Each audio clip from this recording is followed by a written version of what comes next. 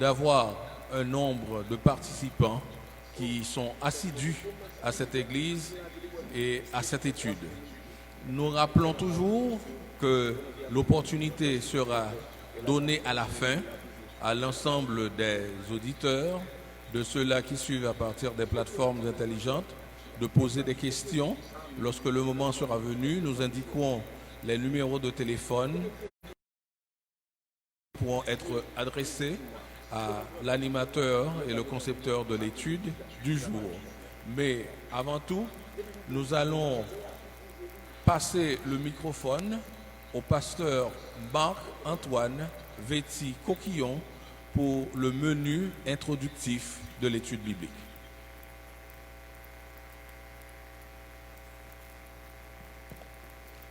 Merci, frère Luc. Encore une fois, que la paix et la grâce de Dieu soient avec vous tous. Nous sommes toujours heureux d'être avec vous. Nous sommes sûrs que ça n'a pas été facile après une dure journée de vous rendre ici pour l'étude de la parole, mais il n'y a pas plus beau moment que d'être ici et passer du temps à approfondir notre connaissance de la parole de Dieu. Donc, juste avant de céder le micro à notre pasteur, le docteur Jacques Louis, je vous invite à prendre une place, un siège confortable, mais avant tout, nous allons entonner ces paroles que nous trouvons au cantique. Ce cantique qui se trouve au numéro 141 du recueil français des chants d'espérance. À Jésus, je m'abandonne. Ce qu'il me dit, je le crois. Et je prends ce qu'il me donne, la couronne après la croix. Nous allons chanter ce cantique sur cette air. À Jésus, je m'abandonne. 3, 4. À Jésus, je m'abandonne. Ce qu'il me dit, je le crois. Et je prends ce qu'il me donne, la couronne avec la croix.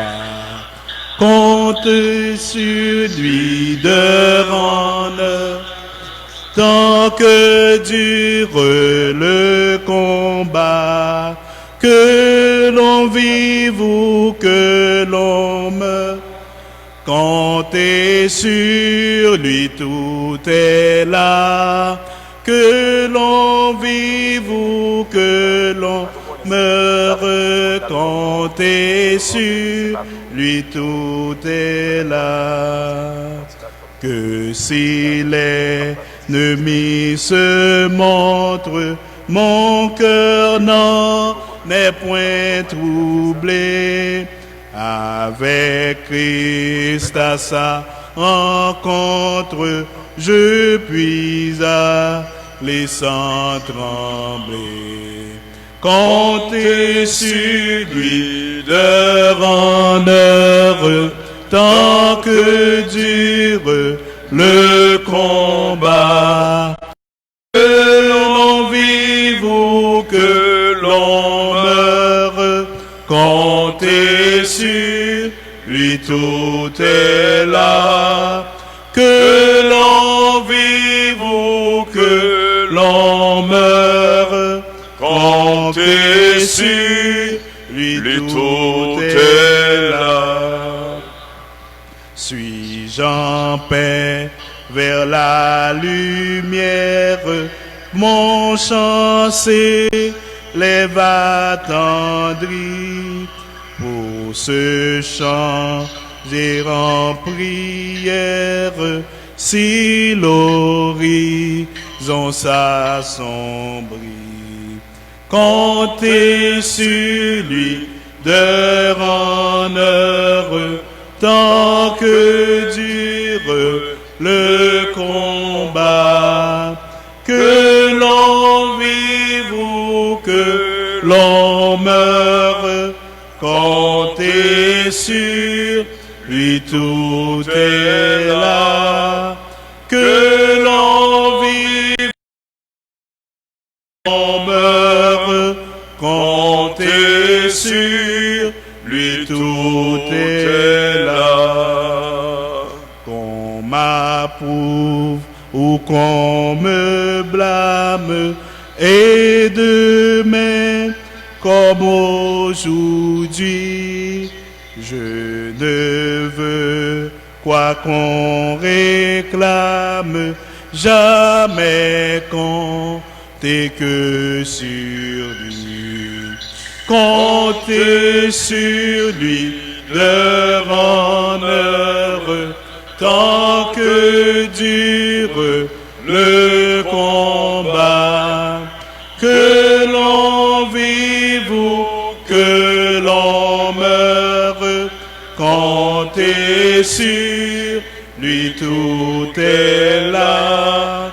Que l'on vive ou que l'on meure, compter sur lui, tout est là.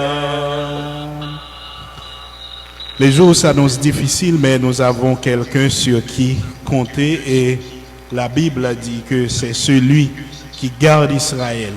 Il ne dort ni ne sommeille. Voilà pourquoi nous pouvons toujours compter sur lui. Prions Dieu. Notre Dieu, notre Père, nous te disons merci. Merci pour cette journée durant laquelle tu nous as protégés, tu nous as gardés. Et tu nous as permis de nous rendre ici et nous réunir entre frères et sœurs. Ta parole dit que c'est là que tu envoies la bénédiction, là où des frères et sœurs sont assemblés en ton nom. Et nous prions pour ta parole qui va être enseignée cet après-midi, qui soit enseignée avec puissance, avec persuasion, avec précision, et que nous puissions trouver de nouvelles choses, des choses que nous pouvons appliquer dans notre vie au quotidien, afin que nous puissions grandir dans la foi, dans la connaissance de ta parole, et que nous puissions porter des fruits agréables à toi, pour notre bien-être et pour l'édification de notre communauté ici à l'église de la communauté évangélique d'Haïti. Nous prions pour ton serviteur qui va nous enseigner cet après-midi, que tu le couvres, tu l'utilises, que tu l'utilises, et que ton Saint-Esprit soit avec lui tout au long de cet enseignement. Et nous prions de hâter les pas de ceux qui sont encore en route, qui vont arriver ici, et qu'ils puissent nous rejoindre et assister et écouter ta parole. Nous prions que tu sois avec nous tout au long de ce moment. Au nom de ton Fils Jésus, nous te prions. Amen. Avec nous, maintenant, le docteur Jacques-Louis pour la suite de cette étude sur la première épître de Paul aux Corinthiens.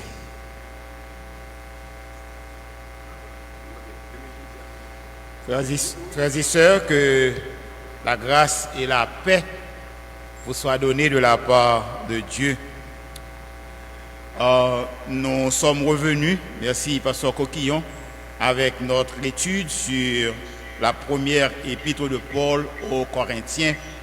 Et aujourd'hui, nous sommes au chapitre 6 et nous allons considérer les 11 premiers versets du chapitre 6. Comme nous l'avions vu la dernière fois, l'Église ne peut pas fuir ses responsabilités, aussi pénibles soient-elles. Dans le chapitre 5 de 1 Corinthiens, l'apôtre Paul avait déjà clairement souligné que l'Église devait juger ceux du dedans.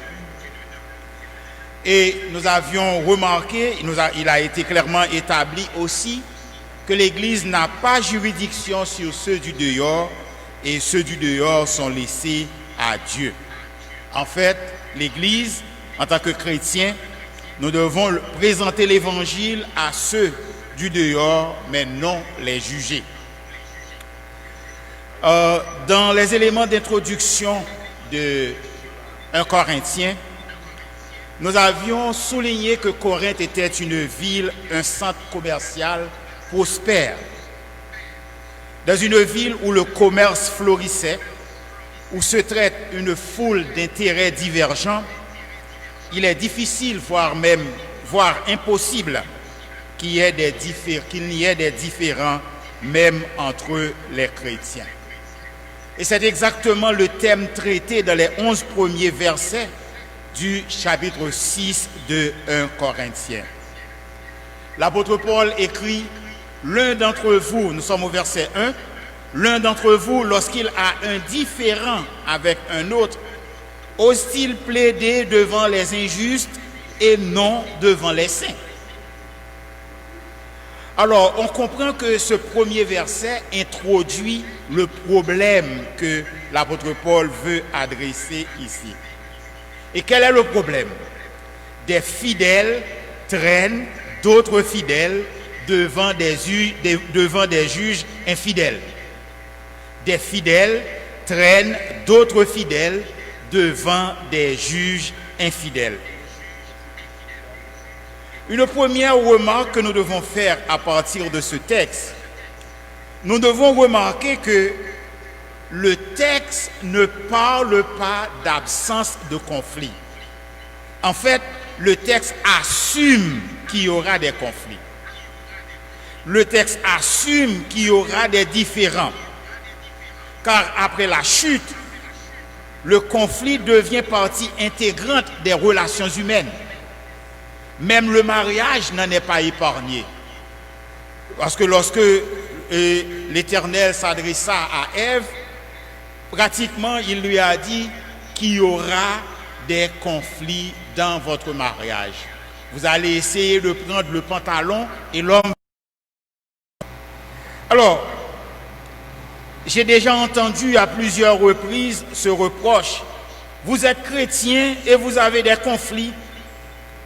D'entrée de jeu, je dois souligner que le caractère chrétien ne se révèle pas par l'absence de conflit, mais le caractère chrétien se révèle par la bonne gestion des conflits.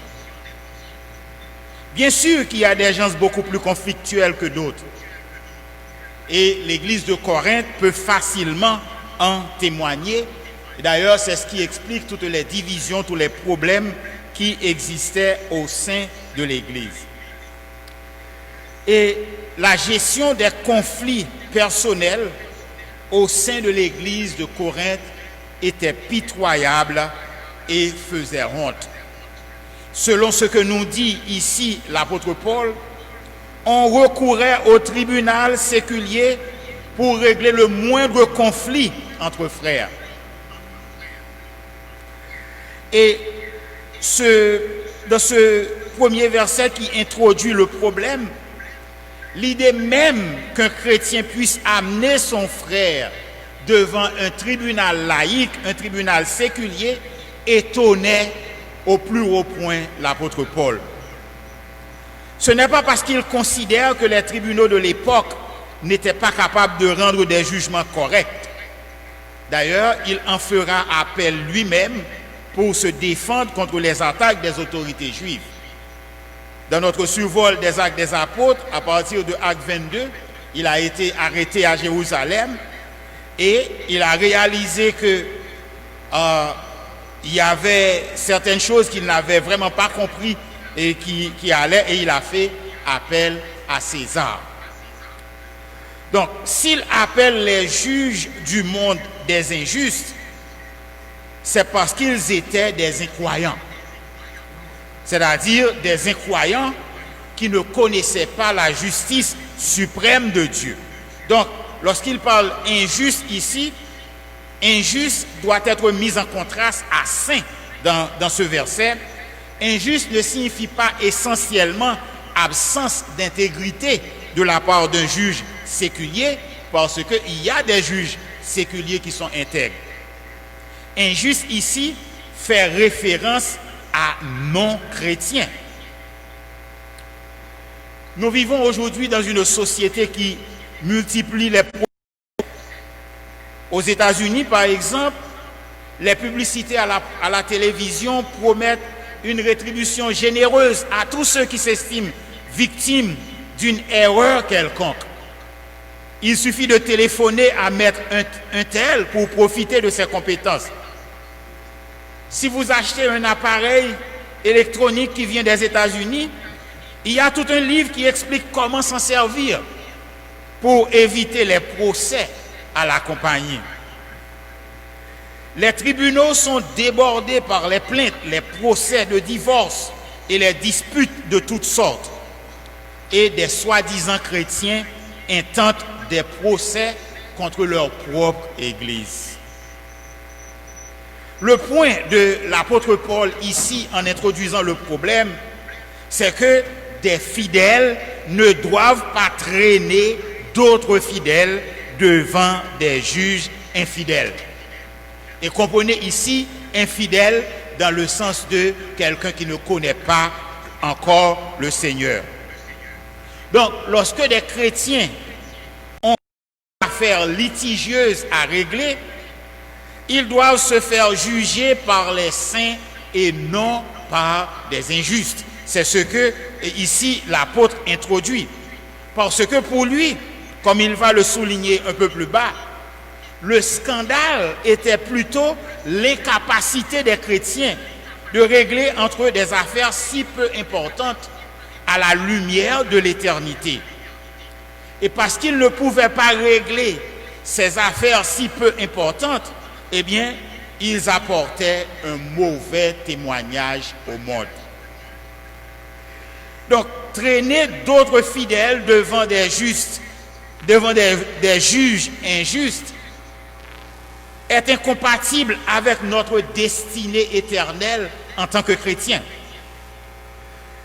L'apôtre Paul écrit « Ne savez-vous pas que les saints jugeront le monde ?» Verset 2. « Et si c'est par vous que le monde est jugé, êtes-vous indigne de rendre les moindres jugements ?» Les saints, les chrétiens, sont destinés à juger le monde. S'ils sont destinés à juger le monde, ils doivent pouvoir trancher un différend dans leur sein. Et c'est ce que l'apôtre est en train de nous dire ici. Et sa façon d'introduire le problème est de souligner l'incapacité, ce qui le choque au plus haut point. Il l'introduit avec une pointe d'ironie. Une pointe d'ironie, dans le verset 2, il dit « Ne savez-vous pas que les saints jugeront le monde ?»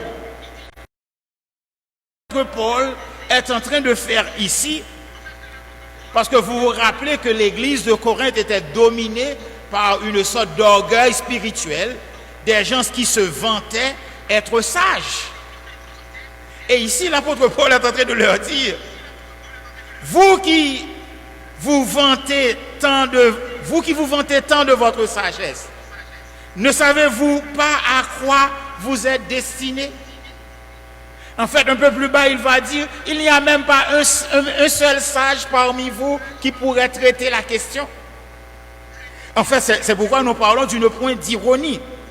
Et ce que l'apôtre est en train de souligner ici, c'est que même les moins estimés dans l'Église devraient suffire à régler le problème.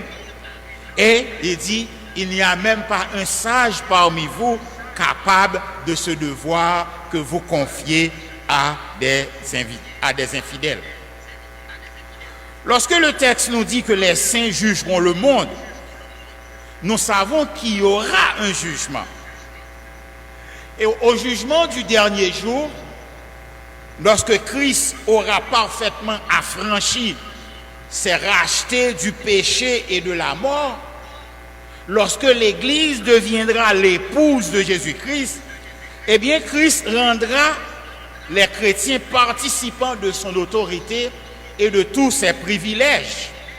Parce que nous sommes un avec lui, nous prendrons part au jugement qu'il prononcera sur le péché, même si dans notre vie, ici sur cette terre, nous avons connu le péché, mais nous avons accepté la grâce offerte par Jésus-Christ, grâce qui est méprisée par les incroyants. Alors, normalement, lorsqu'il dit que les chrétiens jugeront le monde, eh bien les chrétiens jugeront le monde de par leur union avec Jésus-Christ. C'est un privilège que peut-être on pourra dire qui appartient à la femme du juge, dans un certain sens. Mais il ne s'arrête pas là. Et en fait, il va faire une autre déclaration, une déclaration au verset 3, avec la même pointe d'ironie, mais cette fois-ci, il dit, ne savez-vous pas, nous sommes au verset 3, que nous jugerons les anges et nous ne jugerions pas à plus forte raison les choses de cette vie. Donc, l'apôtre souligne ici pour nous, l'apôtre Paul, dans 1 Corinthiens chapitre 6, le verset 2, que les saints, les chrétiens, jugeront le monde. Mais il ne s'arrête pas là. Il dit aussi que les saints sont destinés à juger les anges. Ici, normalement, lorsque le Nouveau Testament emploie ange sans un qualificatif, cela fait en général référence aux bons anges. Mais ici, nous avons un problème, et puisque c'est le seul texte en réalité qui semble parler de juger les anges, nous avons un certain problème. Juger les anges.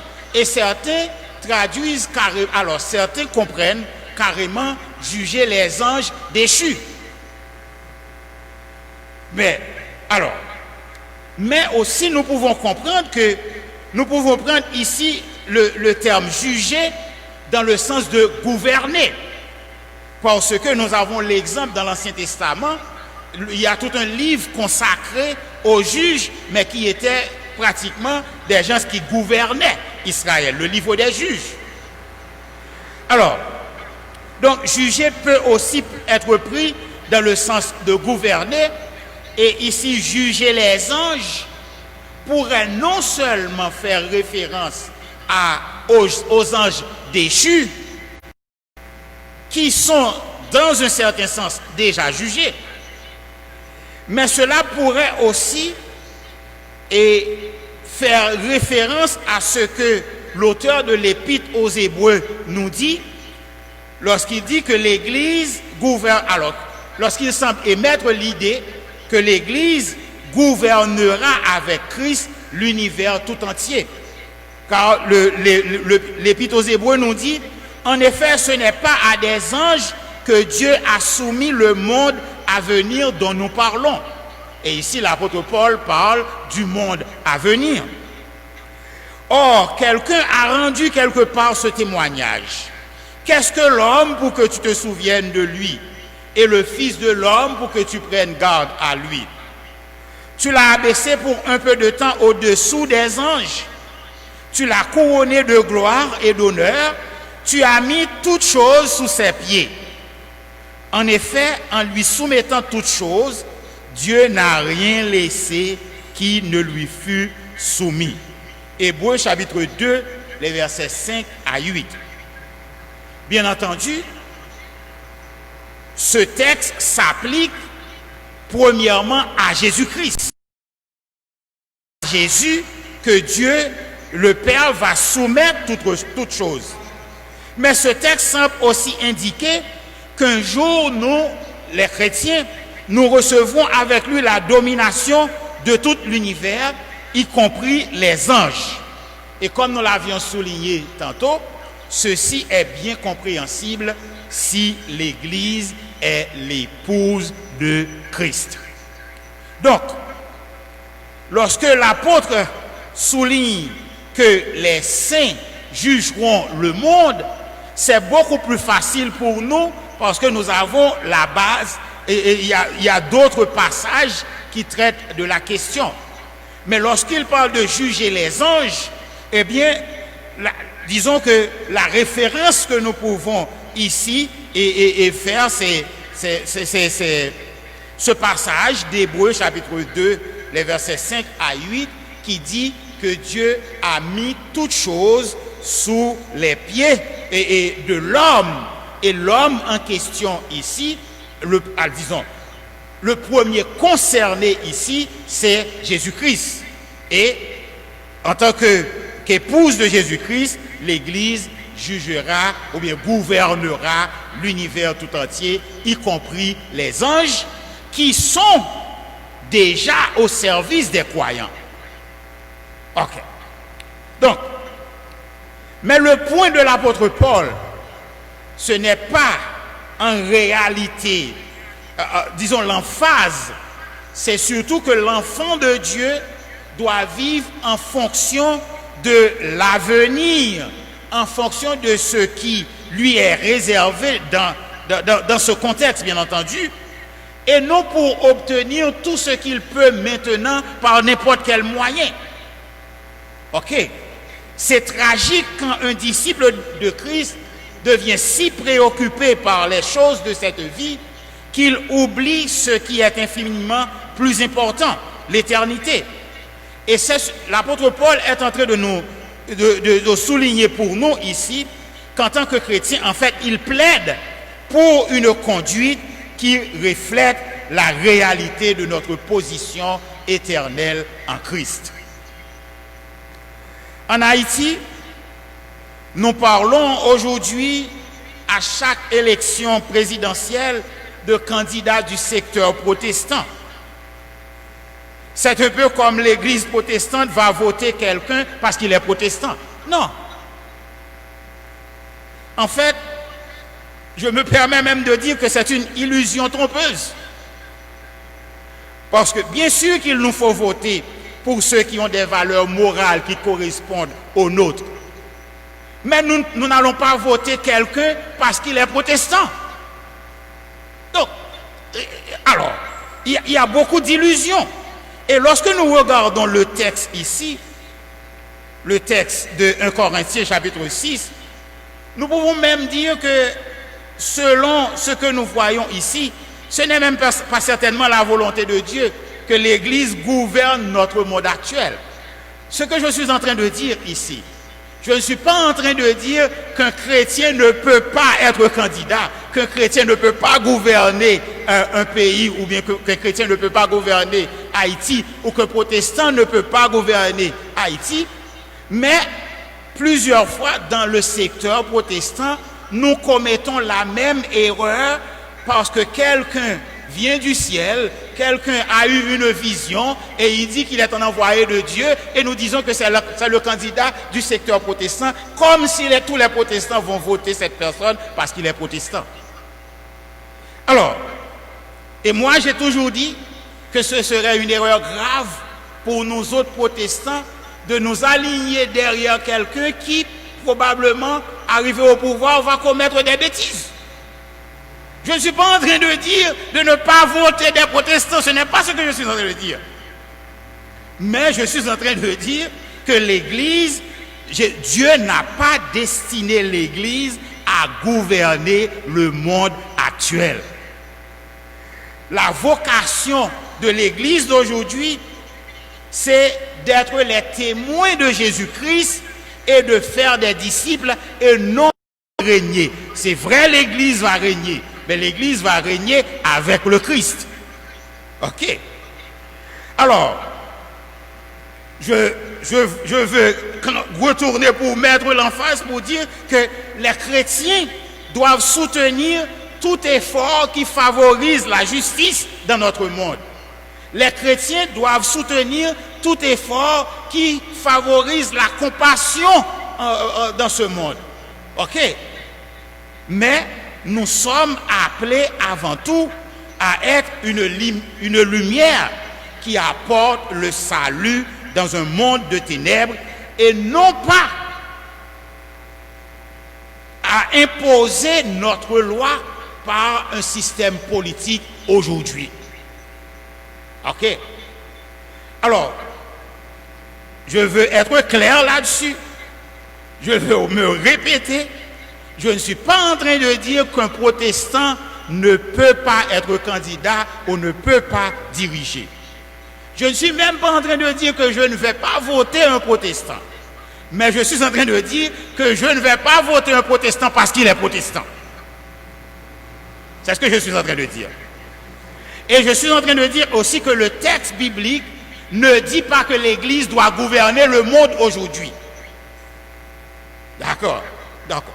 Maintenant, ici, l'apôtre souligne que si nous pouvons juger le monde, bien entendu, le monde à venir, si nous pouvons juger les anges dans l'éternité, bien entendu, eh bien, qui peut plus, peut moins.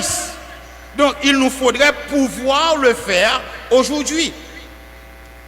Et c'est pourquoi il est choqué par l'attitude des Corinthiens qui traînaient leurs frères devant les tribunaux. Qui traînaient leurs frères devant des juges injustes dans le sens qu'ils ne sont pas des chrétiens. Alors, traîner d'autres fidèles devant des juges injustes est un sujet de honte, selon ce que souligne l'apôtre. Verset 4. Si donc vous avez des différends pour les choses de cette vie, ce sont des gens dont l'Église ne fait aucun cas que vous prenez pour juge. Je le dis à votre honte. Ainsi, il n'y a parmi vous pas un seul homme sage qui puisse prononcer un jugement entre ses frères. Mais un frère plaide contre un frère, et cela devant des infidèles. Remarquez ce qui se passe ici. Jusqu'à ce point, l'apôtre Paul ne dit pas que nous ne pouvons pas avoir de différends. D'ailleurs, il y aura des différends entre nous. Parce que nous n'avons pas été élevés dans la même famille. Nous n'avons pas reçu la même éducation. Nous n'avons pas le même caractère. En fait, lorsqu'il s'agit même du mariage, les filles pensent de façon différente des garçons. C'est établi. Ok. Alors, mais ce que l'apôtre est en train de souligner, il dit clairement que lorsque nous avons des différends, eh bien, nous ne devons pas. Alors, lorsque nous avons des différends entre frères, nous ne devons pas recourir aux tribunaux humains. En fait, j'ai mal dit ce que j'ai dit. Nous ne devons pas recourir aux tribunaux séculiers. Ok.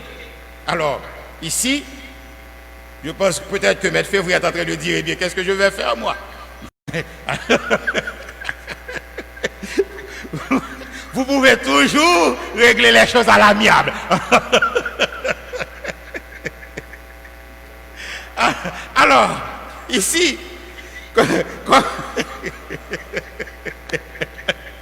comment les saints peuvent-ils consentir à se faire juger par des hommes dont ils seront un jour les juges? Comment ne voient-ils pas que prendre pour arbitre les moins d'entre eux, les moins considérés dans l'assemblée, serait une voie plus digne et plus sûre que d'en appeler à des gens qui ne sont pas animés par l'Esprit de Dieu? En fait, l'apôtre Paul dit que c'est un défaut d'avoir des procès les uns avec les autres. C'est un défaut. Et verset 7, c'est déjà certes un défaut chez vous que d'avoir des procès les uns avec les autres. Pourquoi et subir? Parce qu'il y a toujours dans les procès, il y a toujours un esprit d'avarice.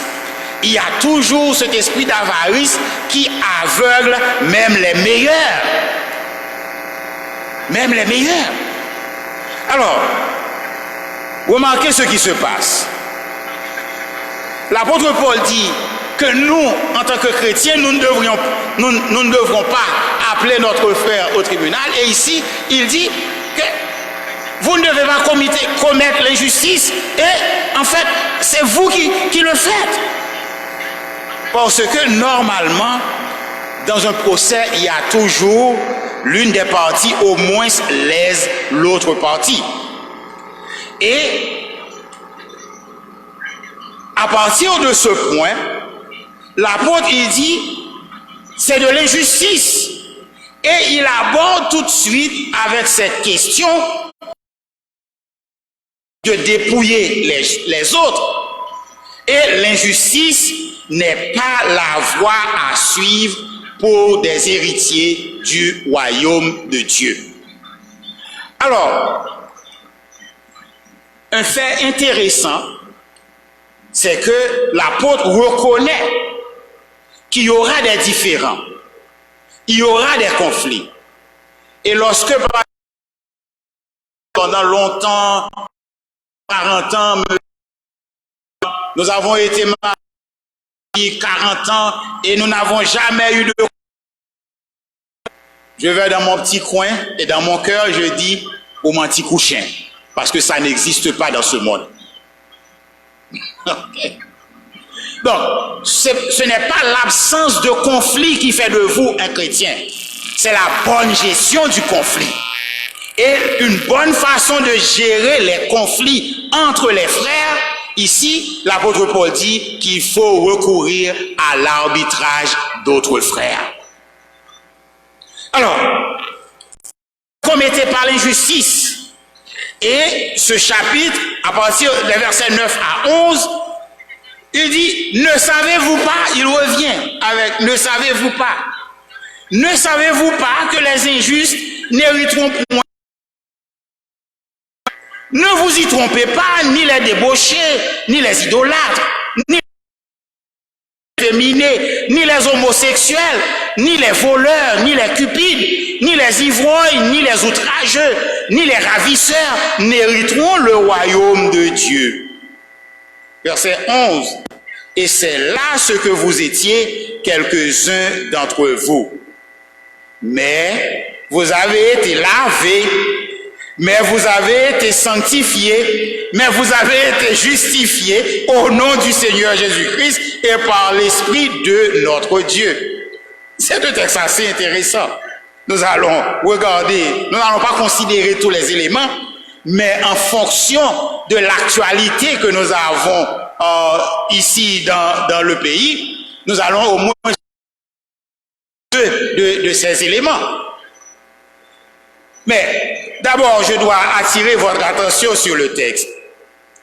Il dit que les injustes n'hériteront point le royaume de Dieu. Et il y a toute une liste. C'est une liste en général qu'on rencontre dans les grandes villes.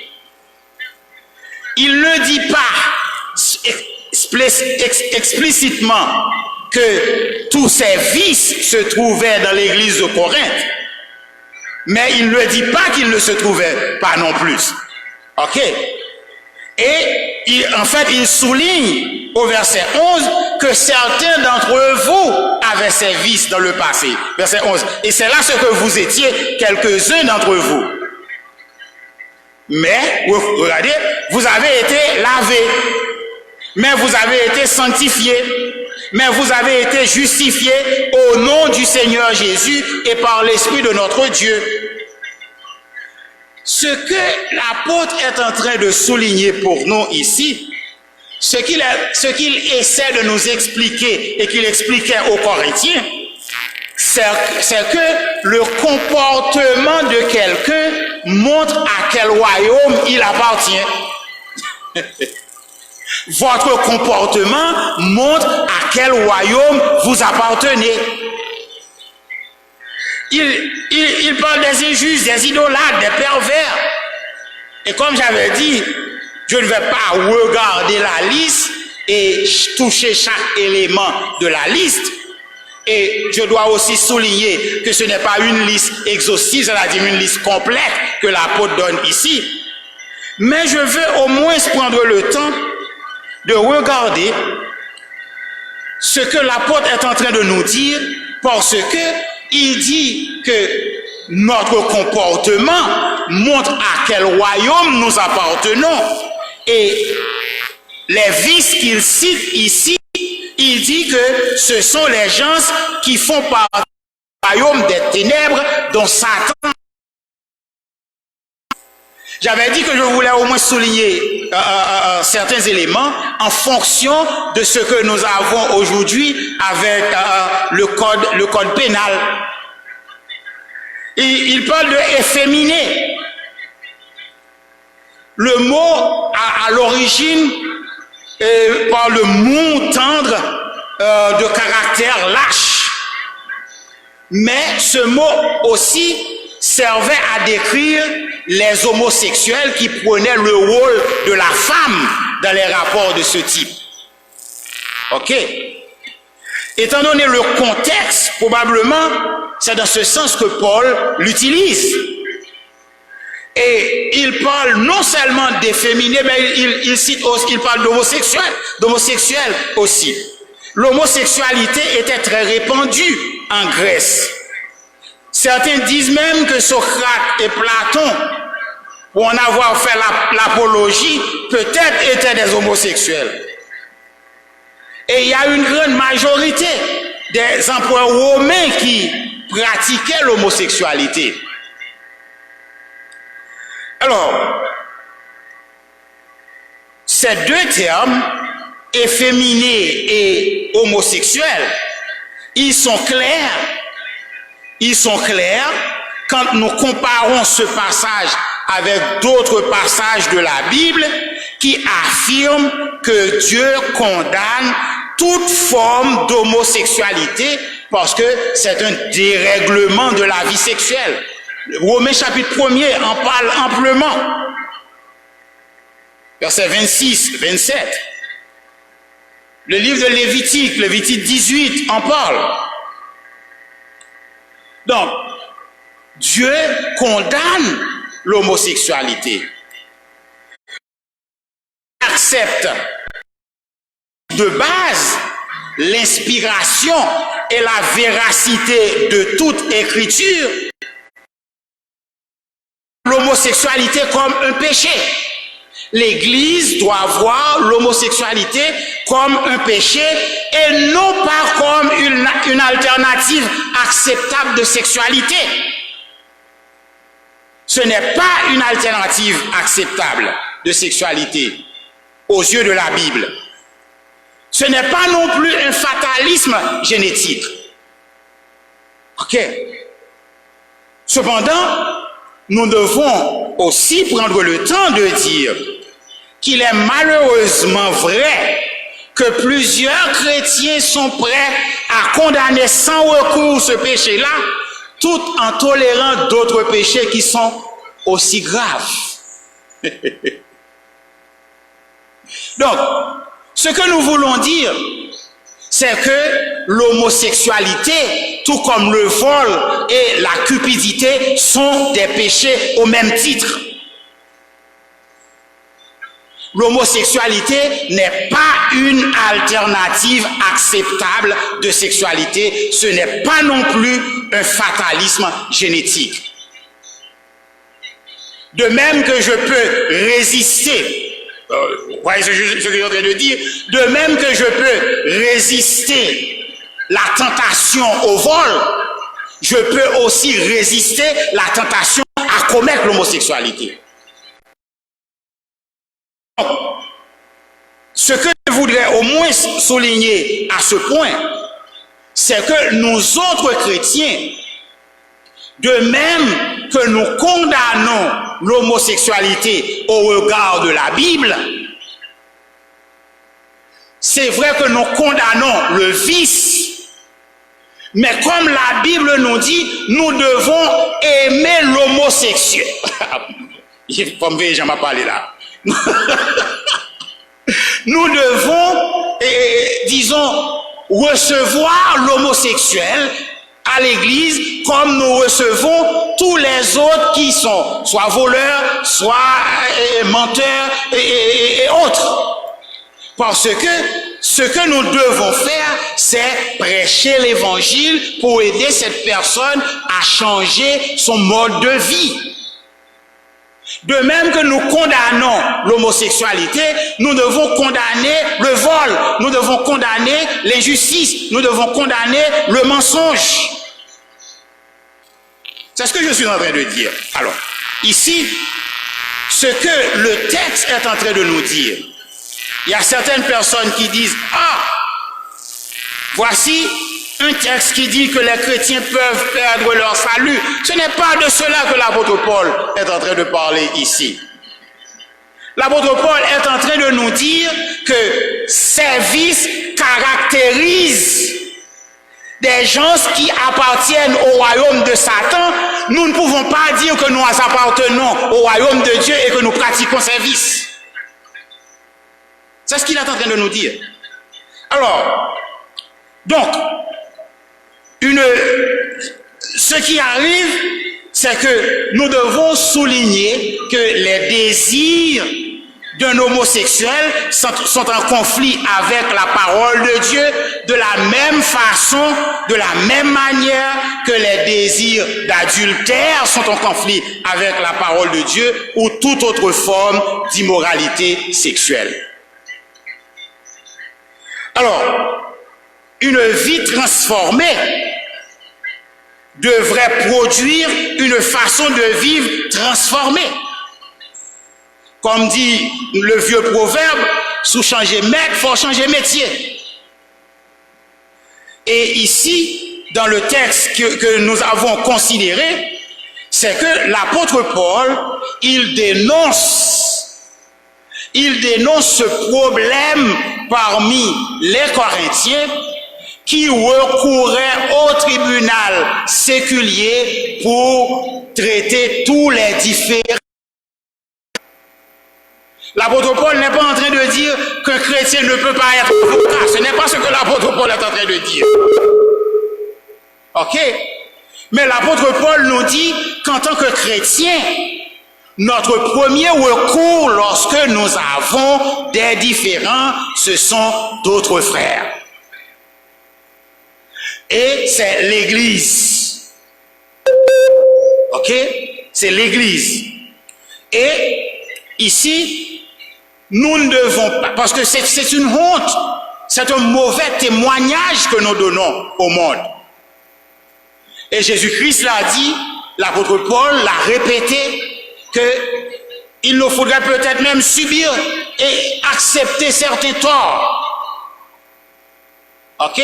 Parce que autant que cela dépend de vous, soyez en paix avec tout le monde. Et il continue pour dire, mais c'est vous qui commettez l'injustice.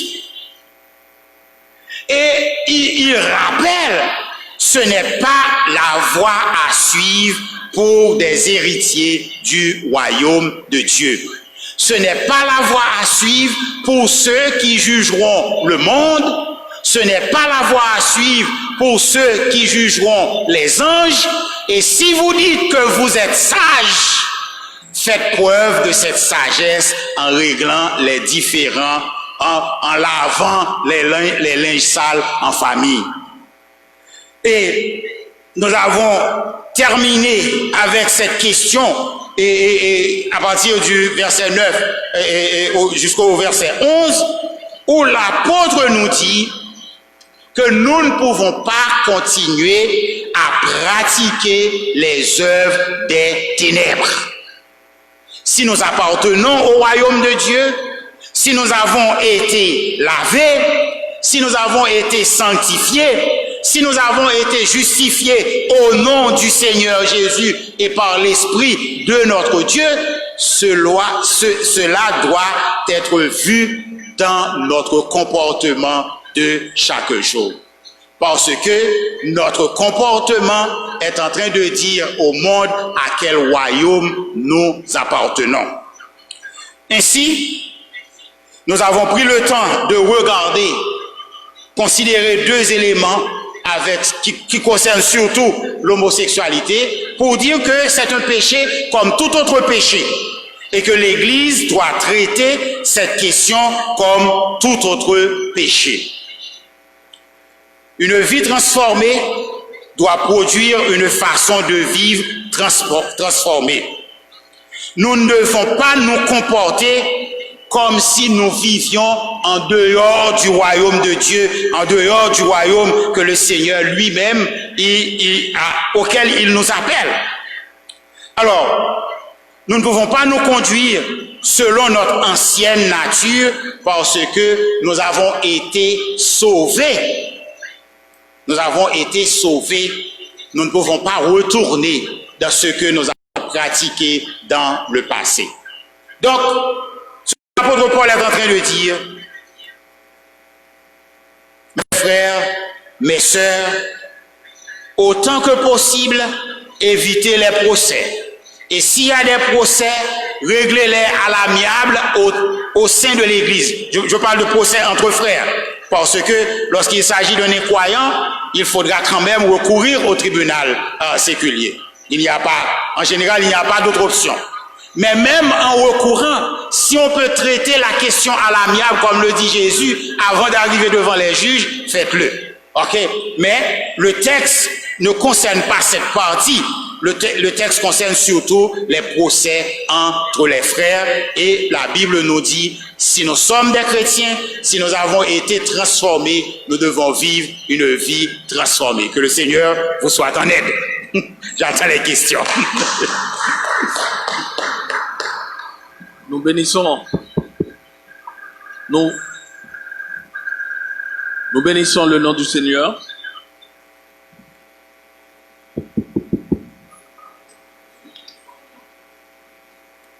En attendant que la régie active le microphone auquel vous allez pouvoir poser les questions, nous bénissons le nom du Seigneur pour ce bel éclairage que son serviteur, le docteur Jacques-Louis, vient de faire sur le mode de règlement des différends au sein de l'Église et sur la mise en évidence du fait que l'Église, en tant qu'entité constituée d'êtres humains, n'est pas exempte de différends et de problèmes.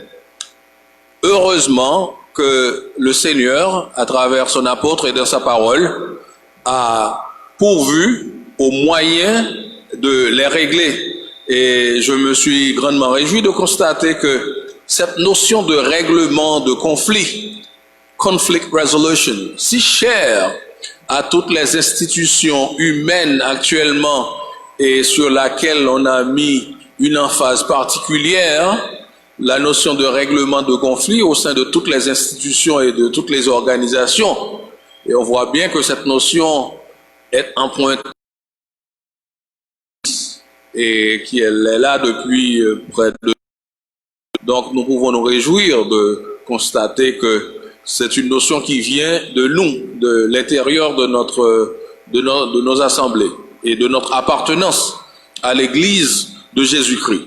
Et la seconde chose que je voudrais souligner, c'est que il y a un bel éclairage qui a été aussi fait sur le rôle du chrétien quant à sa participation dans la vie sociétale et dans la vie politique.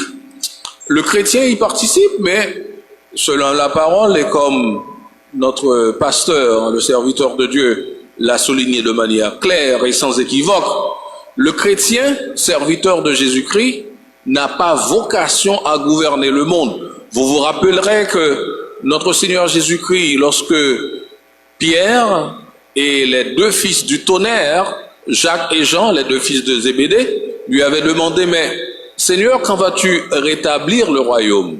Il leur avait répondu que son royaume n'est pas de ce monde.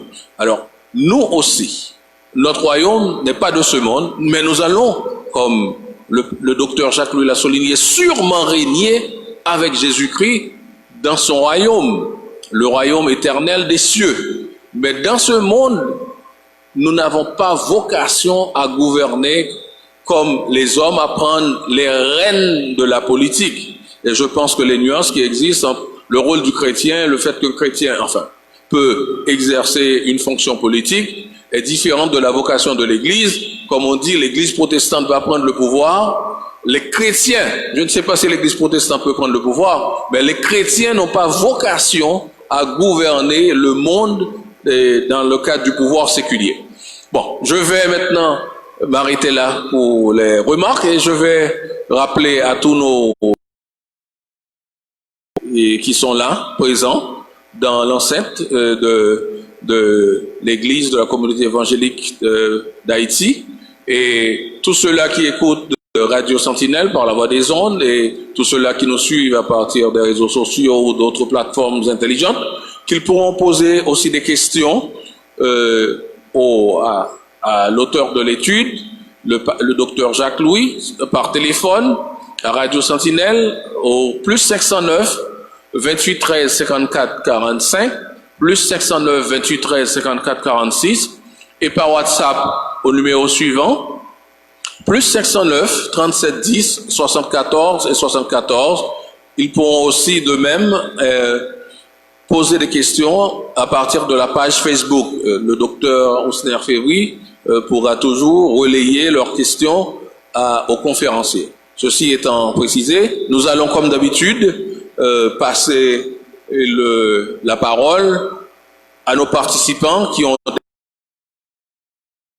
sur l'étude que vient de faire consacrée au 11 du chapitre 6 concernant le règlement des différends au sein de l'Église, ce qui nous a permis de toucher à beaucoup de problèmes, à beaucoup de questions qui concernent notre Église de ces temps et la propension de certains de nos frères et sœurs à vouloir se lancer dans des activités politiques, soit d'après eux pour corriger les erreurs et les manquements et la mauvaise gouvernance qui rend nos frères et sœurs dépourvus, démunis, humiliés. Donc, les règles sont toujours les mêmes. Vous vous approchez du microphone, vous déclinez vos noms et prénoms, et puis l'organe ou l'église à laquelle vous appartenez. Merci. Nous avons un premier frère participant qui s'approche du microphone pour poser la première question.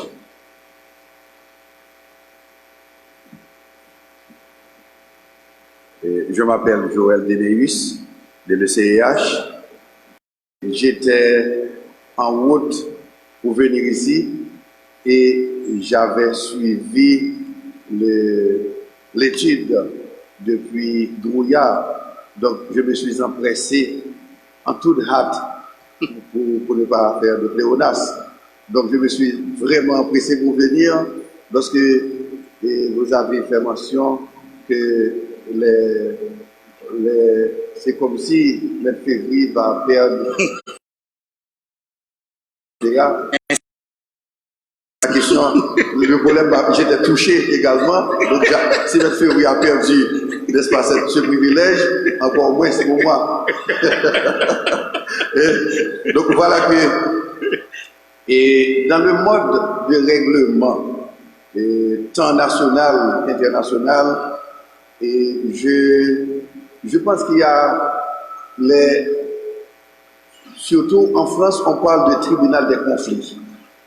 Le tribunal des conflits n'est pas un tribunal au même titre que le tribunal de première instance, la cour d'appel, la cour de cassation, et les gens viennent pour traiter les questions et lire des assignations et prendre des décisions. Donc c'est surtout une sorte de tribunal qui règle les questions à l'amiable. Il y a également la cour de conciliation. Il y a la cour de conciliation, il y a la chambre de médiation, l'arbitrage. Or, l'arbitrage, lorsque on a traité la question dans la chambre de l'arbitrage,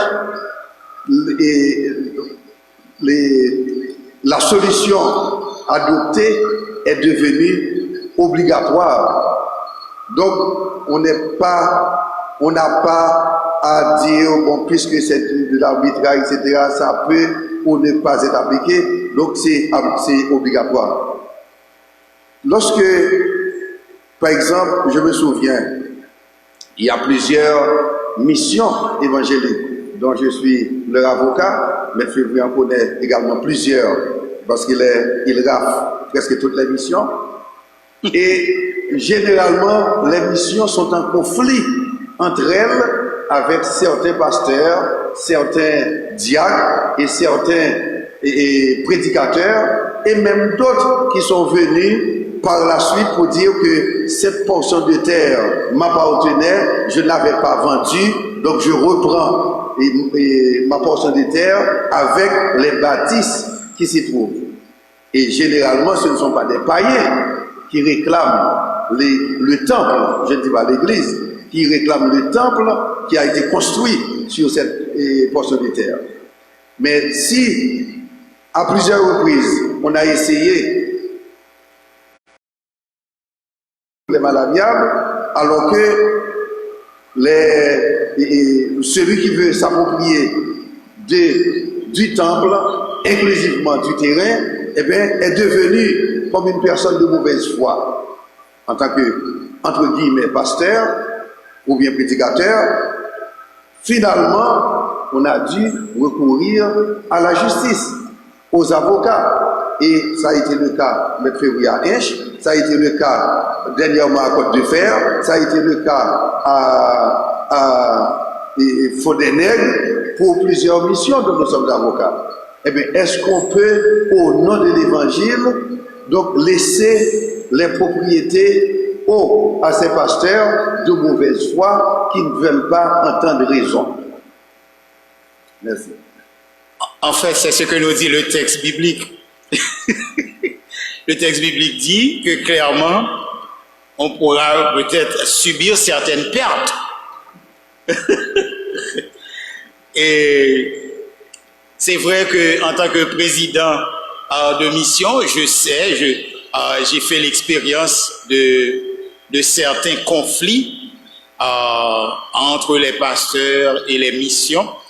Mais ce qui arrive dans cette question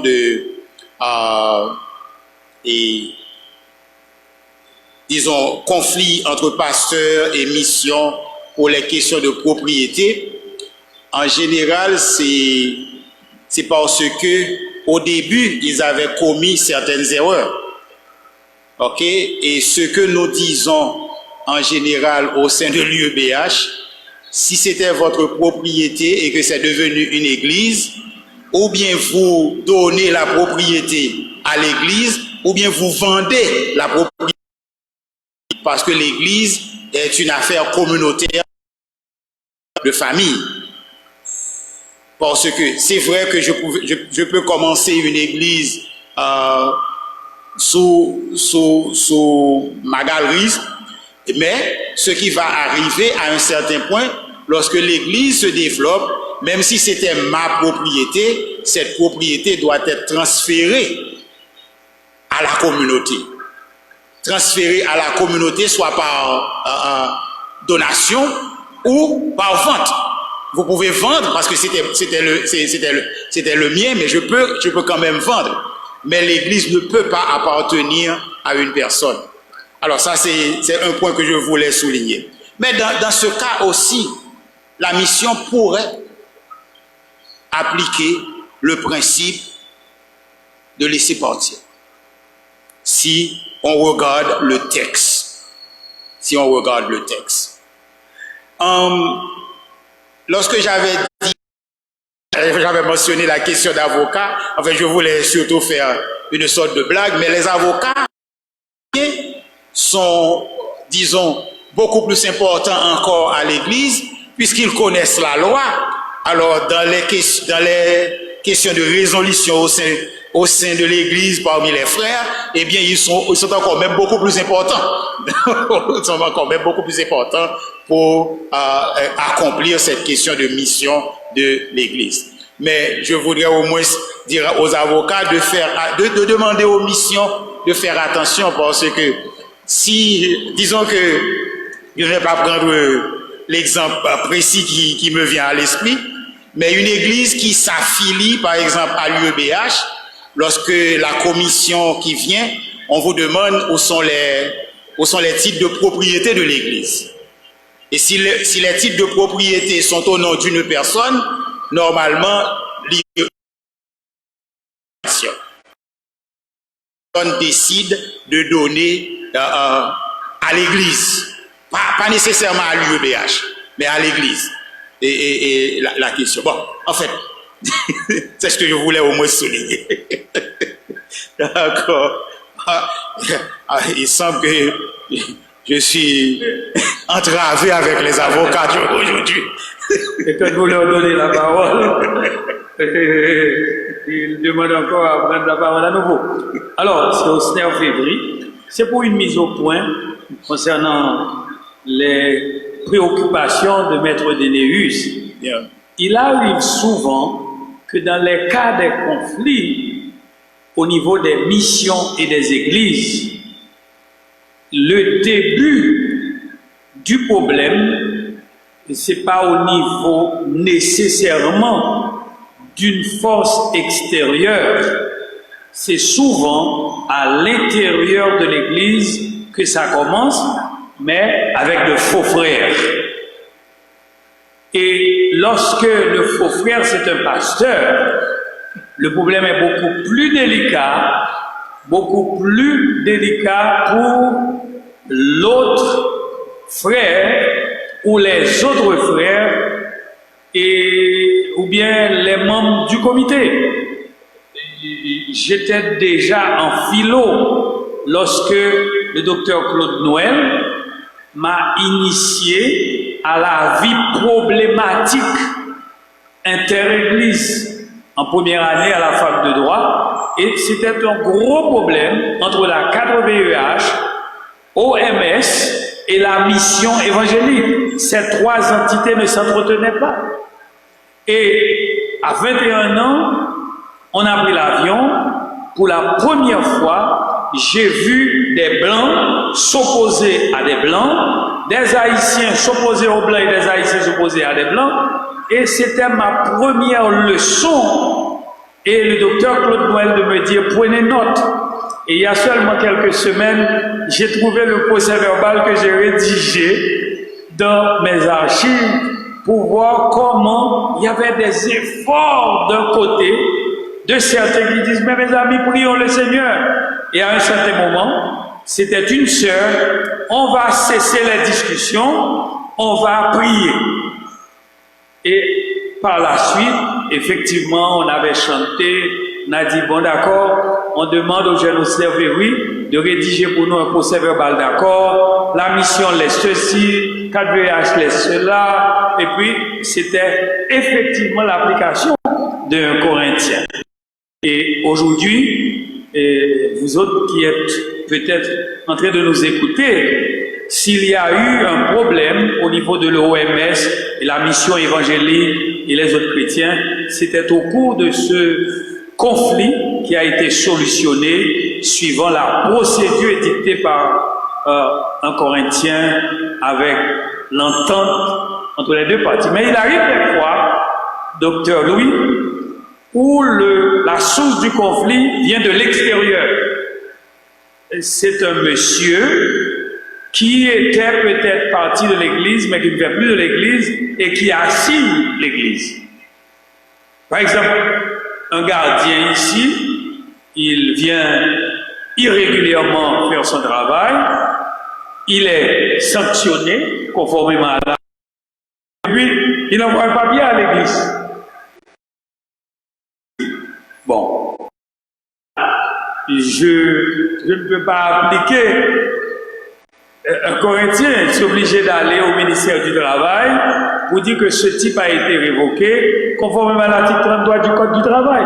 Mais il arrive souvent que ce sont les églises qui subissent les assauts de force, pas les pasteurs eux-mêmes qui commencent les conflits. C'est une mise au point, pas une question. Et j'étais presque certain que j'entendrais la question des faux frères. D'accord. Est-ce qu'il y a d'autres questions? Y a-t-il d'autres questions? Ou bien d'autres commentaires? Pasteur Raymond? Bien, merci, frère Spéca, et merci, frère Jacques. En fait, je suis bien content de n'être pas intervenu avant les avocats, parce que je me disais que il semble que vous aviez un peu généralisé la question de le pas qui rappelle aux infidèles, comme c'est dit dans le texte, pour régler les différends. Si on remonte au contexte de l'église de Corinthe, qui était composée en majeure partie de païens, de Grecs, et de très peu de Juifs, on verra que les Juifs avaient eux-mêmes cette habitude de déférer, bien de se déférer devant les tribunaux, le Sanhédrin par exemple. Oui. En fait, les Romains leur donnaient même l'autorité de le faire. Voilà, de le faire. Mais l'Église, nouvelle Église, composée de Juifs et de païens, en plus grand nombre, faisait face à ce problème de différend réglé, selon le texte, devant des infidèles. Je dirais même devant ceux qui n'appartenaient pas à l'Église. C'est-à-dire, moi je n'irais pas jusqu'à dire qu'il s'agissait de tribunaux et même mettre en veilleuse l'application de la loi en ce qui concerne le problème en question.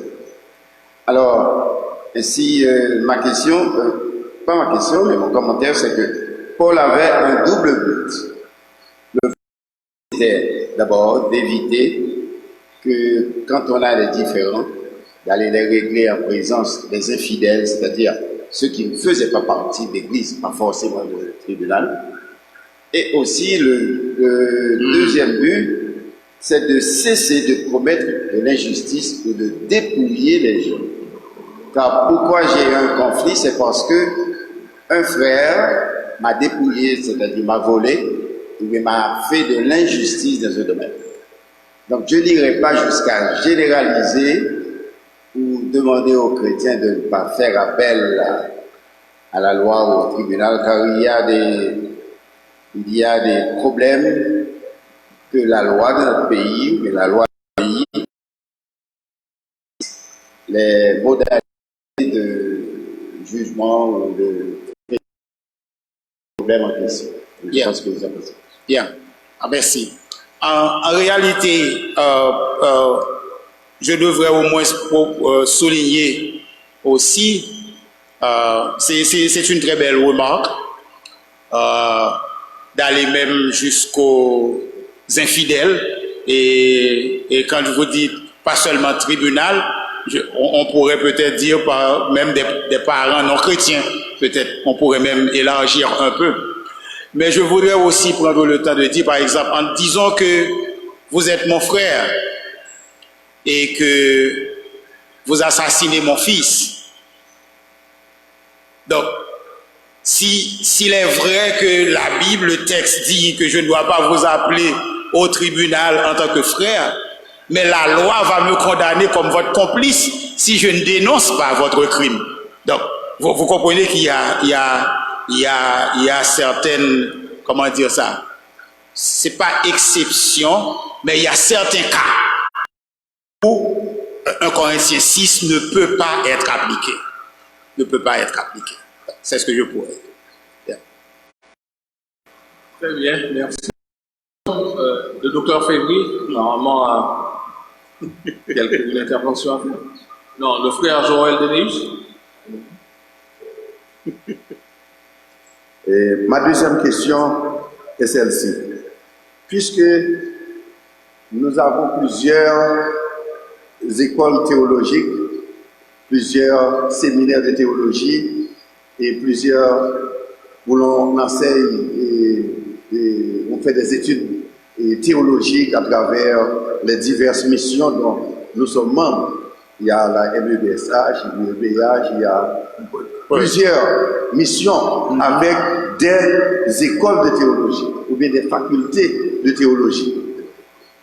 De même que le catholicisme a introduit le droit canon pour traiter les questions entre les prêtres, les fidèles, etc.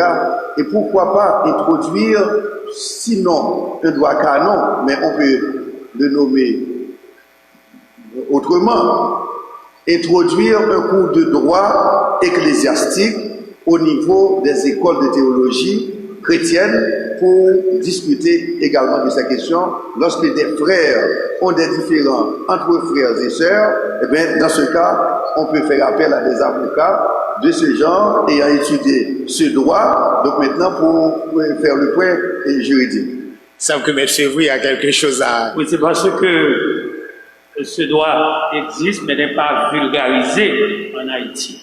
C'est le catéchisme élémentaire de la Réforme qui date de 1825.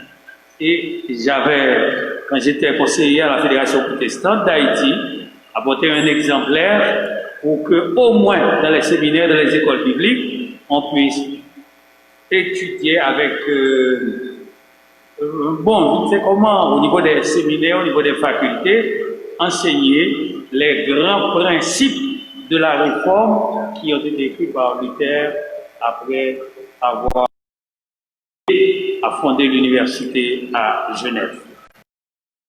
Je peux parler pour le STEP. Je sais qu'on offre un cours sur la gestion des conflits et puis il y a un cours de droit usuel qu'on fait qu'on donne aux étudiants. C'est pratiquement de mémoire, c'est dont je peux me rappeler. Yeah. Le cours de droit usuel, je suis également professeur de droit usuel et en théologie, mais quand je dispense un cours de droit usuel, donc c'est comme un condensé qu'on donne à l'étudiant pour qu'il puisse avoir certaines idées générales, n'est-ce pas, du droit, mais c'est surtout sur le mariage, sur le divorce, sur le droit, pas même sur le droit de propriété. Vous êtes également professeur de droit usuel. On n'a pas touché le droit de propriété. Donc maintenant, je pense que ça peut rentrer dans le curriculum des écoles de théologie ou bien des facultés de théologie comme une filière. Donc quelqu'un peut être licencié en droit canonique ou bien en droit, peut présenter même son mémoire de sortie avant d'obtenir sa licence dans cette filière.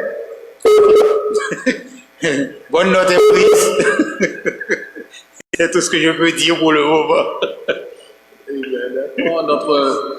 Notre docteur, notre enseignant s'est laissé convaincre par le point de vue avancé. Docteur Février. Une dernière question. C'est une question qui est à la mode et elle fait peur.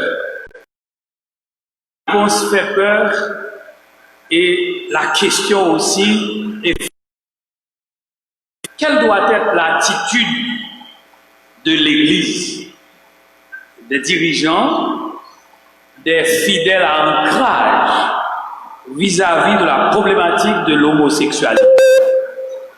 Je veux dire, comment recevoir, accueillir l'homosexuel au sein de l'Église? Pour les catégoriques, les efféminés, les homosexuels n'hériteront pas le royaume de Dieu.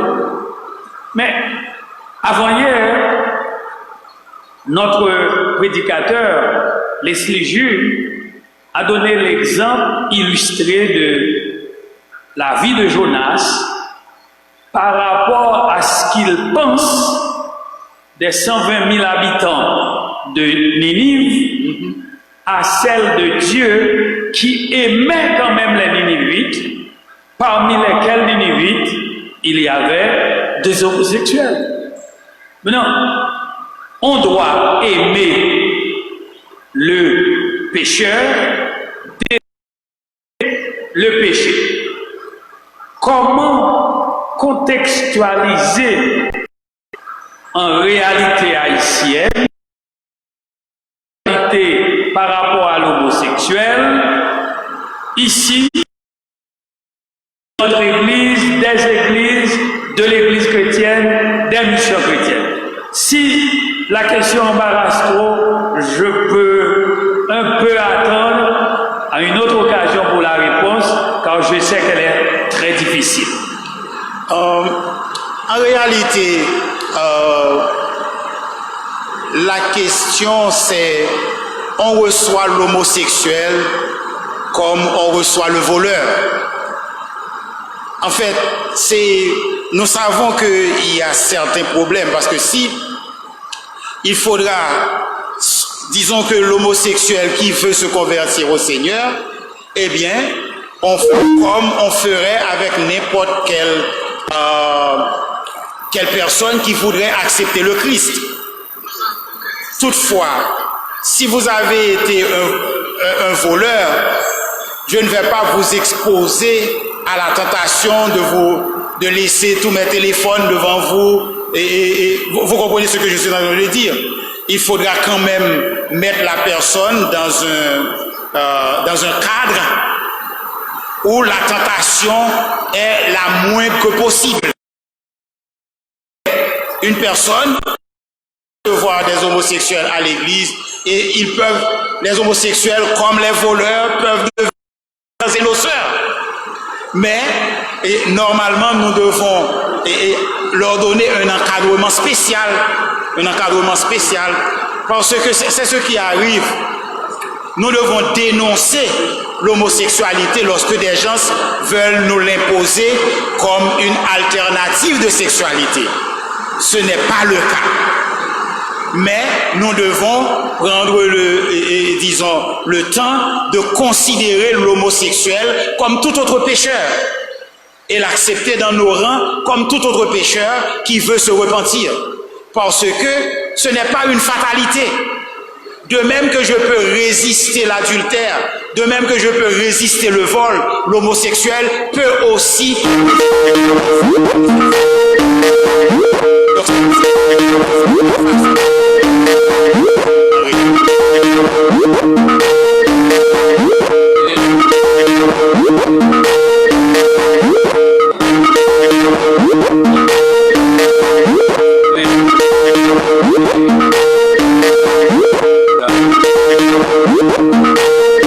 Convertis de participer à nos services. L'Église, par définition, c'est l'assemblée des croyants, des serviteurs du Seigneur, et non des inconvertis. Lorsque nous prenons même l'Église de Corinthe, où il y avait certaines conduites répréhensibles, Paul les appelait néanmoins avec beaucoup de douceur frères. Cela nous laisse voir de manière claire, pas supposée, mais cela nous convainc qu'il s'agissait de gens qui s'étaient convertis au Seigneur, mais dont la conduite au regard de la parole de Dieu et des principes que les chrétiens devaient suivre était répréhensible.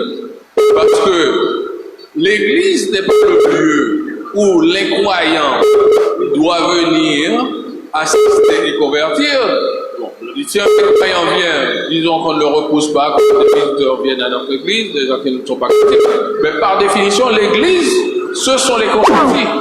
Donc, il est clair dans la Bible que celui qui est, soit qui pratique le vice contre nature ou d'autres péchés, condamnables, même ceux que Dieu appelle, qui vont au-delà de la condamnable, que Dieu appelle abominable, l'abomination, leur place n'est pas dans l'église, parce que l'évangélisation se fait à l'extérieur de l'église. Et dans l'église, qu'est-ce qu'on fait? La méditation de la parole de Dieu, la prière, la fraternité, on persévère dans la fraction du pain et dans l'adoration de Dieu. Tous ces actes que nous ne sont pas accessibles à les croyants. Yeah. En fait, je voudrais au moins terminer avec cette remarque que l'Église n'est pas le ciel. Nous ne sommes pas encore au ciel lorsque nous sommes à l'Église. L'Église doit être considérée comme un hôpital où viennent des malades pour être guéris. Okay? Il faudra bien tenir compte de ces éléments parce que nous devons pouvoir recevoir toutes sortes de personnes et autant que possible leur enseigner la parole de Dieu. C'est ce que je voudrais au moins souligner comme remarque finale. Parce qu'avec Je ne sais pas si avec la pluie on va continuer. De toute façon, on ne va nulle part, on peut continuer. Bon, oui. Est-ce que vous avez tout à entendre? Vous pouvez entendre? Ok. Notre frère Denis revient au microphone.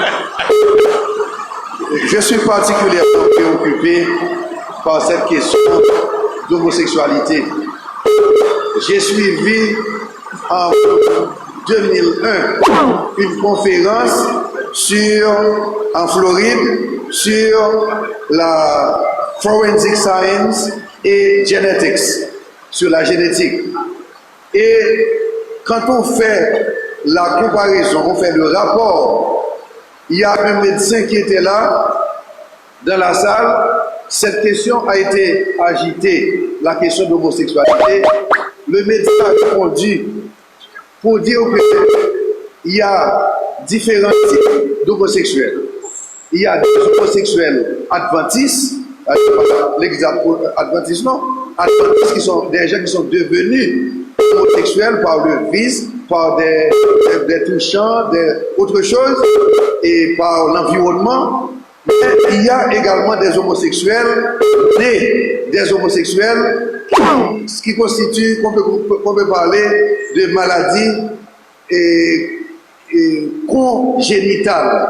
Donc c'est une maladie congénitale. Dès la naissance, il est attiré par le même sexe. Par exemple, la petite fille est attirée par le sexe féminin. Le petit garçon est constamment attiré par le sexe masculin. Donc,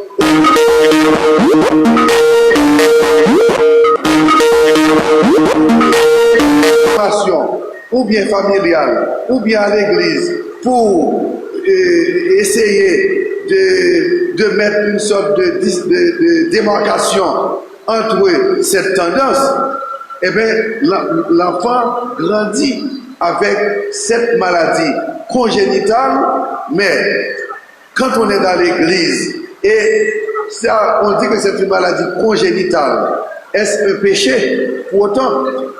Parce que l'enfant est né comme ça. Peut-être l'homosexuel adventiste, je veux bien comprendre que donc c'est l'environnement, c'est les pères, alors PAIRS, et les gens qui, n'est-ce pas, qui le côtoient, etc.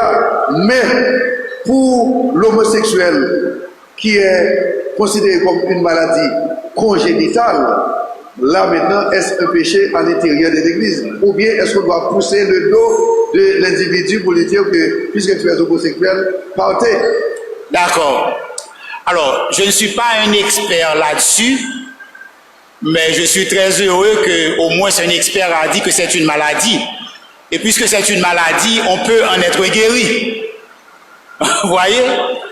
Parce que ce que je veux dire, nous sommes tous nés pécheurs. Mais la Bible nous dit de ne pas pécher. Et la Bible considère l'homosexualité comme un péché. Et puisque l'expert a considéré l'homosexualité comme une maladie, j'espère que c'est une maladie curable. Parce que il y aura toujours des tendances au péché. Et normalement, en fait, je connais au moins une personne, je ne vais pas donner trop de détails là-dessus, mais qui est née dans une famille chrétienne et qui s'est mariée, qui a des enfants, mais qui a été attaqué dans une ville aux États-Unis pensant qu'il était homosexuel parce qu'il a certaines manies. Mais il n'a jamais pratiqué l'homosexualité. Il a des manies, mais il n'a jamais pratiqué l'homosexualité. Donc, c'est bien possible que quelqu'un soit né avec, et peut-être ce que nous pouvons appeler une sorte de maladie. Mais, ce que nous pouvons dire, de même que je peux résister l'attirance vers la femme parce que c'est ma femme, cette personne aussi peut résister l'attirance vers l'homme parce que c'est une question sexuelle. Donc, nous sommes tous nés malades. Nous sommes nés, la plus grande maladie, c'est le péché. Et nous avons tous la tendance au péché. Mais ce n'est pas, en réalité, ce n'est pas la tendance en soi qui est péché, mais c'est l'acte qui est péché. Donc, avoir la tendance, on peut toujours résister la tendance. Et puisque c'est une maladie, j'espère grandement que c'est une maladie curable, spécialement lorsqu'on rencontre le Seigneur. Le Seigneur peut transformer, il peut laver, et le Saint-Esprit peut assister. C'est ce que je peux dire là-dessus. Merci, docteur Louis. Est-ce qu'il y a une dernière question? Il y en a? Ben, approchez-vous. Et ce n'est pas la dernière, s'il y a deux autres frères, puisque nous allons profiter du temps.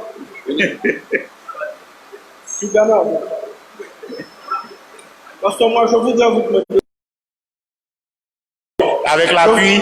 Je voudrais vous demander, le Paul qui a écrit le chapitre 7 est l'apôtre ou bien un moraliste? Le chapitre 7? Oui. Nous sommes... Le chapitre 6. Oh, est-ce que c'est... C'est l'apôtre Paul ou bien le moraliste, le juif moraliste? J'ai pas entendu la deuxième remarque. Est-ce l'apôtre? Oui, est-ce que c'est l'apôtre? Ou bien le juif moraliste? Ou bien le juif moraliste? Je dirais les deux. Parce qu'on ne peut pas séparer l'apôtre du juif. Parce que Paul lui-même a dit que Jésus-Christ l'a envoyé pour annoncer l'évangile. Oui. Moi, je ne vois aucun rapport entre ce qui est dit au chapitre 6 avec l'évangile défini comme grâce de Christ.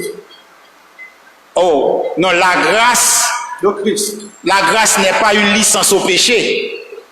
Parce que nous avons été créés pour de bonnes œuvres. C'est vrai que le Seigneur me fait grâce, mais le Seigneur m'appelle à manifester les caractères de son Fils Jésus-Christ. Donc, quand je suis appelé par grâce, eh bien, je dois vivre en tant qu'appelé. Je dois manifester les caractéristiques du citoyen du ciel, tout en étant sur la terre. Donc, et la grâce n'est pas une licence au péché. Non, je ne crois pas. Parce que la grâce, c'est le pardon, c'est la justification, oui, bien sûr, c'est la vie éternelle. Bien sûr. Moi, je ne vois aucun aspect de cela dans le chapitre 6. Non, en fait, si pas fait grâce, vous et moi, nous ne serions pas ici. Parce que c'est pourquoi la dernière fois, j'avais dit que ce ne sont pas tous les péchés qui sont mis sous la discipline de l'Église, sans quoi personne ne pourrait venir au micro, parce que nous serions tous sous la discipline de l'Église. Ok? Mais là, lorsque le Seigneur nous fait grâce, c'est que le Seigneur nous sauve de tous nos péchés, mais le Seigneur nous appelle à vivre comme ses enfants. Disons que, et lorsque nous devenons enfants de Dieu, nous ne pouvons pas perdre cette relation, mais nous pouvons perdre la communion avec Dieu en péchant. Parce que le Seigneur n'aime pas le péché, le Seigneur ne veut pas que nous péchions, et c'est pourquoi il a envoyé son Fils Jésus-Christ mourir sur la croix pour nos péchés. Ok? C'est la grâce qu'il nous a faite. Décidément, c'est Yannick Févry qui m'a demandé de vous demander, en ce qui concerne les conflits entre les chrétiens, peut-on considérer le verset, ne peut-on pas considérer le verset qui dit « Autant que cela dépend de vous, soyez en paix avec tous les hommes, car on est des fois obligé d'aller au tribunal. » Alors, ce qu'elle veut dire, c'est est-ce que parfois, comme Paul l'avait dit, on ne doit pas renoncer à ses droits, puisque autant de vous, on doit être en paix avec tout le monde. Ouais. C'est autant que cela dépend de vous, si cela ne dépend pas de vous. Donc, autant que cela dépend. C'est dans le cadre des conflits entre les chrétiens. Oui, oui. Autant que cela dépend de vous, donc vous devez être avec tous les hommes. En fait, vous avez résolu la question tantôt en mentionnant les frères, ceux qu'on pense être chrétiens, mais qui ne le sont pas en réalité. En fait, c'est la meilleure façon de résoudre cette question. Mais le verset tient toujours qu'autant que cela dépend de vous, d'être en paix avec tout le monde.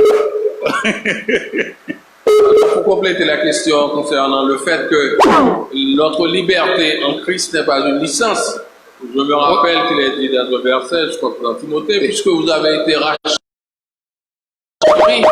affectionnez-vous aux choses d'en haut.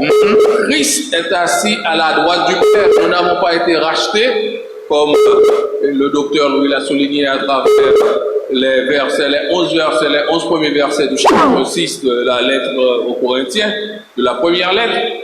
Nous n'avons pas été rachetés pour pratiquer ces œuvres que Dieu condamne de manière énergique et beaucoup plus que certains autres pays. Et ceux qu'il qualifie, il les qualifie même d'abomination. Donc c'est un péché plus. Bien, d'accord. Je ne sais pas si s'il y a d'autres questions, il y a l'appui.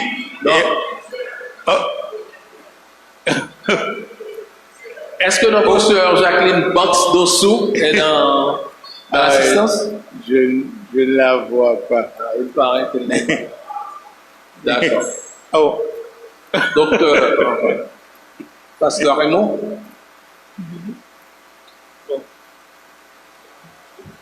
Lorsque M. Février s'introduisait tout à l'heure, il avait pris soin de dire que c'était une question épineuse. N'est-ce pas vrai, M. Février? Qui a, si vous le vouliez, de renvoyer la séance et de revenir dans la suite avec le sujet pour éviter de donner une réponse qui serait, je dirais, ben j'ai pas trouvé le mot, mais qui pourrait vous mettre dans l'embarras. Alors, je me suis tourné les pouces lorsque j'ai entendu tous les débats autour de l'homosexualité. Et finalement, je me suis dit, je vais poser la question des questions. La question à laquelle tout le monde aimerait avoir une réponse. C'est vrai qu'il y a beaucoup, je connais beaucoup d'assemblées fréquentées par des homosexuels. À Cité Soleil, par exemple. J'ai eu une amie qui travaillait pour une organisation auprès des homosexuels et elle les avait déférés à l'église. Mais le problème, ou plutôt la problématique n'est pas là. Dans le monde, dans les pays où l'homosexualité a été légiférée, on accorde le droit de célébrer des mariages homosexuels. Comme je dis, le problème n'est pas qu'un homosexuel vient dimanche matin, personne ne va lui chercher noise, comme on dit. Mais si, à vous, en tant que pasteur, deux hommes se présentent et disent, pasteur, mariez-moi, la loi m'y donne droit. Alors, quelle sera votre réaction? Ok. Et je peux répondre pour dire que je ne le ferai jamais, même si je devrais mourir. S'il y avait une loi, ou bien s'il y a une loi dans notre pays qui dit que si je ne le fais pas, on va me mettre en prison, j'aurais préféré ne célébrer aucun mariage au lieu de célébrer un mariage homosexuel. En fait, je dirais à l'église, je ne célèbre pas de mariage. Donc, tout le monde peut aller se marier ailleurs, mais je ne ferai jamais, je ne célébrerai jamais un mariage homosexuel. Ça, c'est la conviction que j'ai tirée de la Bible. D'ailleurs, Dieu a détruit Sodome et Gomorrhe pour cette raison. Donc, que de le faire. Ça, c'est ma réponse. Merci, pasteur. Je crois que la Bible est claire. Et en tant que chrétiens, nous devons affirmer ce que Dieu réclame et exige, nous ordonne. Nous n'allons pas garder notre docteur Louis, notre enseignant, beaucoup plus longuement, parce qu'il y a eu de nombreuses questions. Et c'était aussi un sujet un sujet de très grand intérêt pour l'Église de Dieu et l'Église de notre temps. qui couvre toute une multiplicité d'aspects qui intéressent beaucoup certains de nos frères et sœurs, mais qui doivent faire montre de beaucoup de discernement aussi dans leur propension à se lancer dans certaines activités et à veiller à ce que leur attitude et certaines fois leur bonne volonté légitime ne soient pas en contravention avec les principes édictés par Dieu.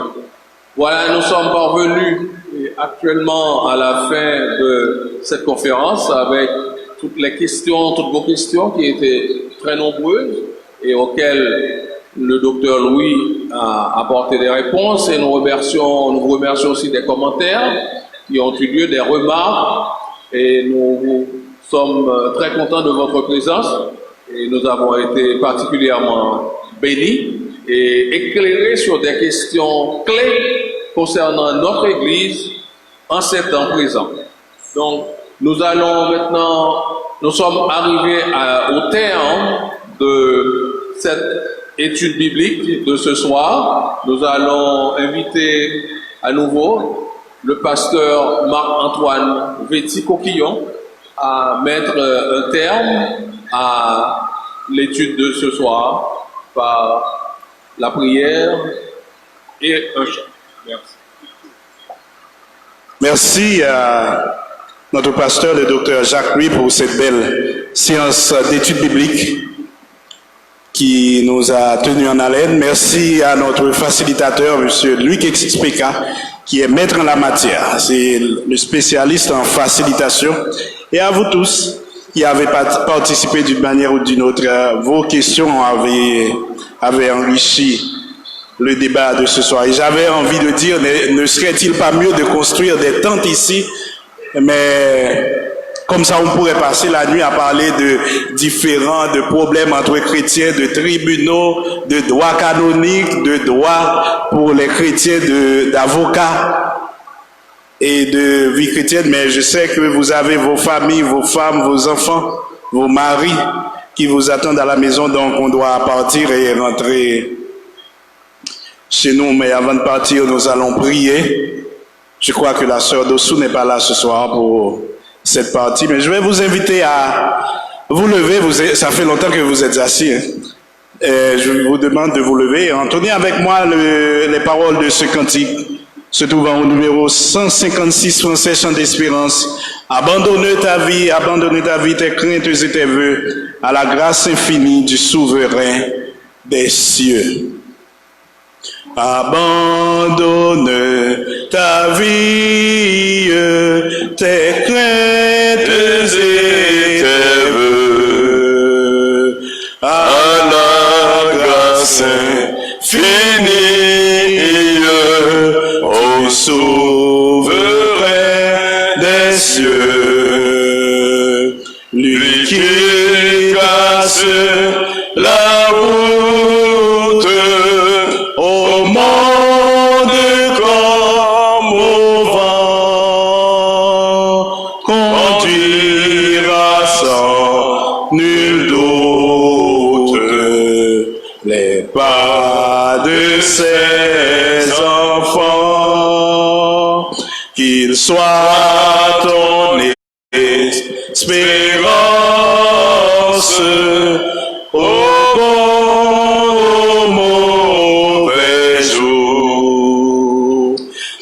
soit dans la souffrance ton unique recours. Dis-lui toutes tes peines, remets-lui tes douleurs. Il a brisé tes chaînes, il séchera tes pleurs, espère m'angoisser, espère en ton sauveur, il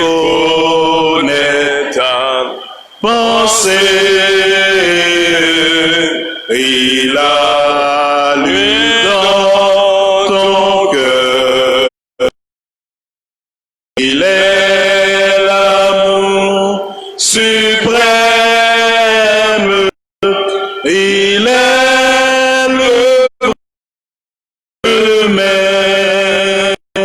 Viens à lui car il t'aime. Viens, il te tend la main.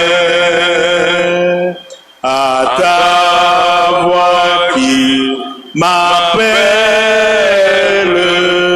je répondrai, Seigneur. Je veux humble, fidèle, te consacrer mon cœur. Pour moi, plus de tristesse, je vivrai par là. En célébrant sans cesse le bonheur des... Restons ensemble à le psaume 23. L'Éternel, je ne manquerai de rien. Il me fait reposer dans le courage. Il me dirige près des eaux paisibles. Il restaure mon âme. Il me conduit dans les sentiers de la justice à cause de son nom. Quand je marche dans la vallée de l'ombre de la mort, je ne crains aucun mal, car tu es avec moi. Ta roulette et ton bâton me rassurent. Tu dresses devant moi une table en face de mes adversaires. Tu induis ma tête et ma coupe déborde. Oui, le bonheur et la grâce m'accompagneront tous les jours de ma vie. Et j'habiterai dans la maison de l'Éternel jusqu'à la fin de mes jours. Amen. Père, nous te disons merci pour ce moment béni. Merci pour ta parole qui a été proclamée avec excellence, avec justesse et avec hardiesse. Nous prions que ta parole soit comme une semence plantée par comme sur le grand chemin ou dans les terres rocheuses ou épineuses, mais qu'il soit planté dans de bonnes terres, qu'il grandisse, qu'il porte des fruits. Merci de ce que nous avons appris, que nous sommes appelés à être tes témoins dans ce monde, être la lumière, le sel du monde et faire des disciples pour toi. Même si nous ne sommes pas appelés à diriger ce monde, mais nous sommes appelés à être des modèles, des exemples, par la façon dont nous nous comportons, par la façon dont nous vivons notre vie chrétienne, par la façon dont nous gérons nos différends, nos conflits entre frères et sœurs. Nous prions que ces paroles, ces enseignements soient une réalité dans nos vies, dans nos cœurs, dans notre communauté, et que nous puissions vivre et servir à ta gloire et à ta louange dans ce monde. Nous allons repartir. Nous prions que tu nous gardes de toute embûche, de toute chute, de tout piège. Chez nous et retrouver nos familles. Et que dimanche, nous puissions nous retrouver ici pour célébrer tes merveilles, tes accomplissements dans nos vies. Nous prions de prendre le devant, de nous conduire chacun dans nos demeures respectives. Au nom de ton Fils Jésus, nous te prions. Amen. Allez en paix et que Dieu vous bénisse. Bonne soirée sous la protection divine.